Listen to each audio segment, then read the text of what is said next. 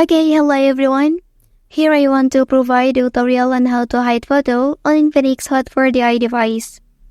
Well, knowing how to hide photos on your device can be important for maintaining your privacy and security. Here is why you might want to hide your photos. First, privacy. You may have sensitive or personal photos that you don't want others to see when you lend your phone to someone else. Second, security.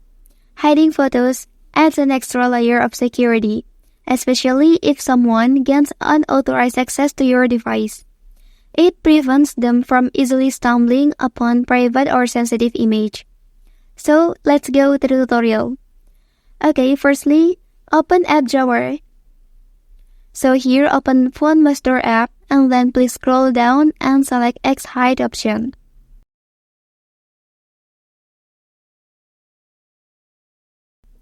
Okay, after that, enter a password, but if you're not created yet, you will be asked to create a password. Okay, so now select Pictures, and then click Private Album here. And then click plus icon. So now select a pictures you want to hide.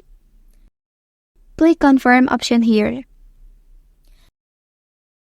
Okay, that's the tutorial on how to hide photo on Infinix Hot 4DI device.